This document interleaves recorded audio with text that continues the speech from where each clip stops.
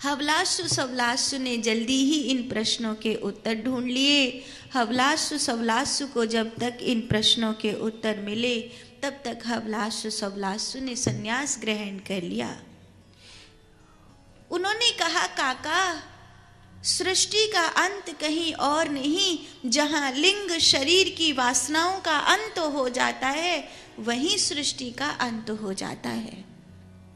दोनों ओर बहने वाली नदी कोई और नहीं, माया ही दोनों ओर बहने वाली नदी है, जो परमात्मा की ओर भी जाती है और संसार की ओर भी जाती है। वो जो सबका आधार है किंतु उसका आधार कोई नहीं, वो ब्रह्म है। और वो जो छुरे और वज्र से बना है वो चक्र काल चक्र है। और जो हंस जिसकी कथा बड़ी प्यारी है वो वेद है।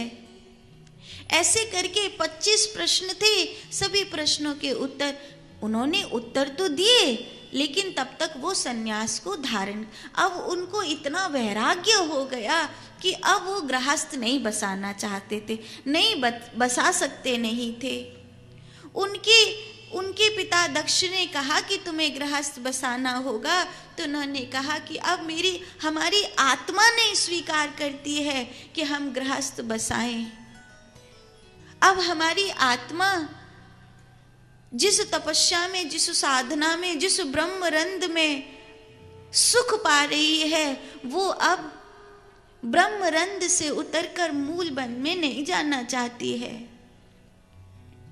दक्ष प्रजापति को लगा कि ये सब नारद की वजह से हुआ है, सब किया कराया नारद का है, पता नहीं मेरे बच्चों को कैसा कर दिया।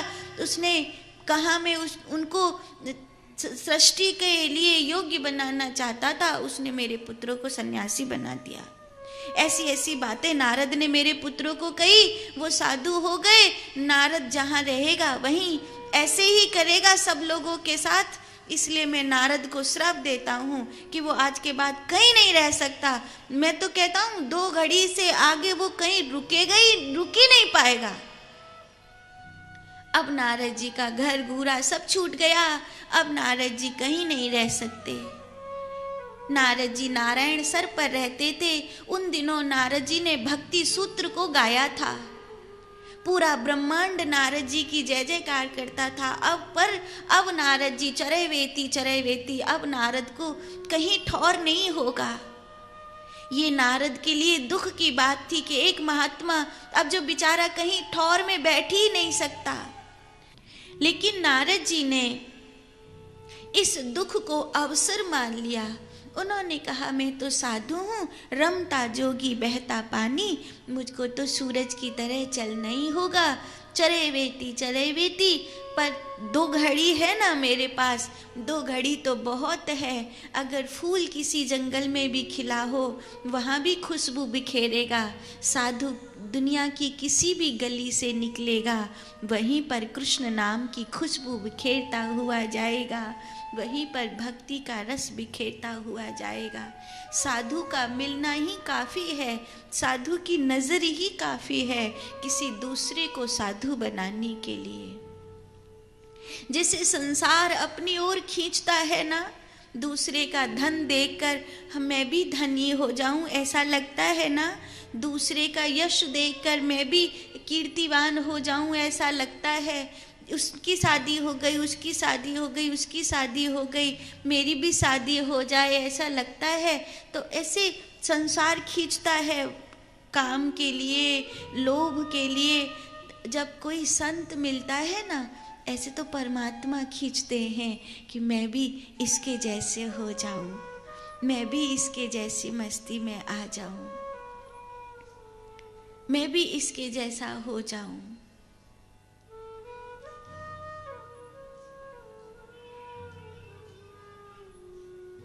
मैं भी गीत गाऊं परमात्मा के,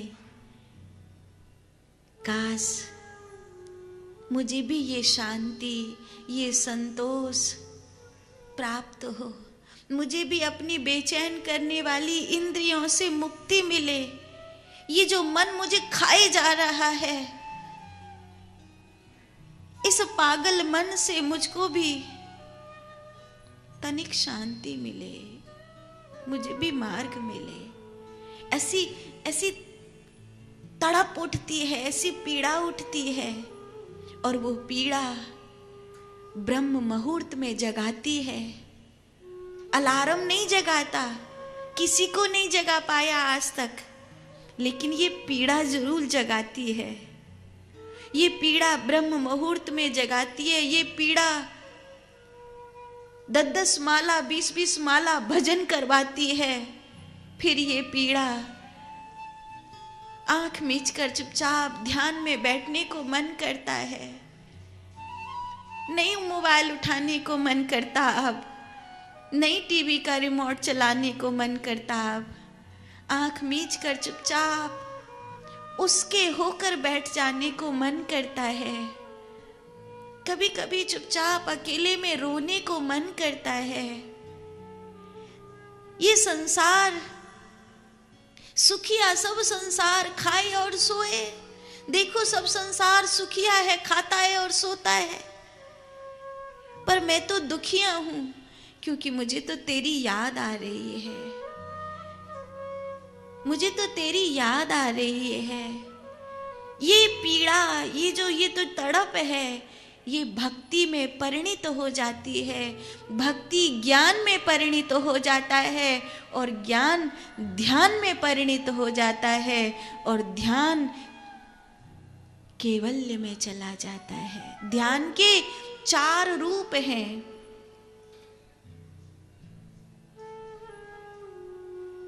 ध्यान के 4 रूप हैं।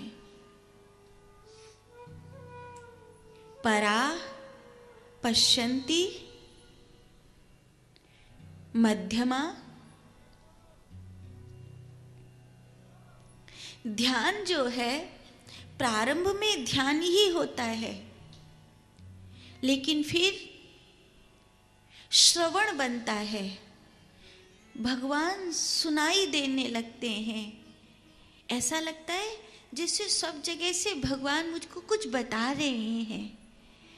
और लोगों को समझ में नहीं आता, पर मुझे समझ में आ जाता है कि भगवान ने यहाँ पे ऐसा करने को कहा। नहीं, ऐसे नहीं चलना, ऐसे चलना है। इशारे मिलने लगते हैं, दिशाओं से इशारे मिलने लगते हैं, हवाओं से इशारे मिलने लगते हैं, इंसानों से इशारे मिलने लगते हैं। हर चीज इशारे देती है। अपनी घड़ी बोलती है, अपना दिल बोलता है। आभास होता है कि भगवान ऐसा चाहते हैं, अब मुझसे वो ऐसा चाहते हैं।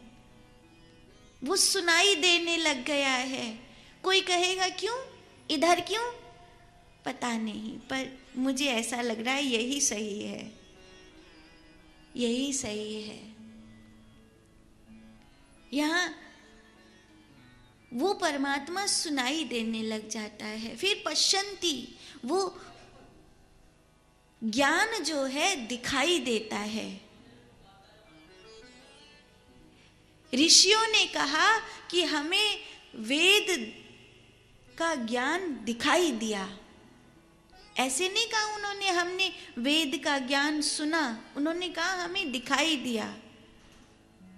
अगर कुरान को भी देखेंगे मुस्लिम धर्म में, तो मुस्लिम धर्म में जो मोहम्मद थे, उन्होंने ये कहा था मुझे ये ज्ञान दिखाई दे। वो बेपढ़ा लिखा आदमी था, उसने कहा मुझे ये ज्ञान दिखाई दिया। पश्यन्ति, वैखरी, मध्यमा, पश्यन्ति, परा। ध्यान की ये अवस्थाएं हैं, ध्यान की ये उपस्थितियां हैं। ये प्राप्त होता है।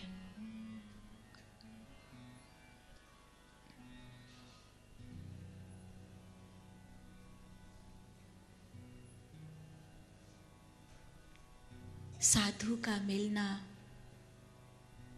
द्वार खोल देता है। नारद ने कहा कोई दुख की बात थोड़ी है। अरे एक जलता हुआ दिया अगर बुझे बुझे दिए को 1 सेकंड भी छू लेगा तो उसे जला देगा। एक साधु, अगर नजर से नजर भी मिल जाएगी तो वो दूसरे को साधु बना देगा।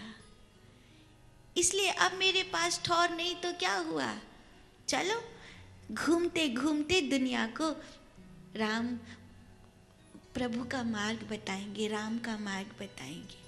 हम घूमते रहेंगे, हमें ठौर की हमें स्थान की जरूरत नहीं है। कभी था कि मुझे स्थान की बहुत जरूरत थी, अब नहीं है। नारद कहते हैं अब तो हम घूमेंगे और गीत गाएंगे। 2 घड़ी से ज्यादा नारद कहीं रुकेगा नहीं। दक्ष प्रजापति ने ये श्राप नारद को दिया। सृष्टि में ये किसी को अच्छा नहीं लगा कि नारद जैसा प्रसन्न रहने वाला महात्मा, नारायण का अनन्य भक्त, जो कभी किसी सबका भला ही करता है, जो राक्षस भी जिसको अपने गुरु के रूप में पूजते हैं, ऐसे प्यारे महात्मा को श्राप नहीं देना चाहिए था। इतना क्रोध अच्छा नहीं है, इतना क्रोध अच्छा नहीं है। इसके कारण दक्ष प्रजापति की बहुत बदनामी हुई और फिर धीरे धीरे दक्ष प्रजापति समाज में कहीं देवताओं की पंक्ति में कहीं पीछे होते चले गए।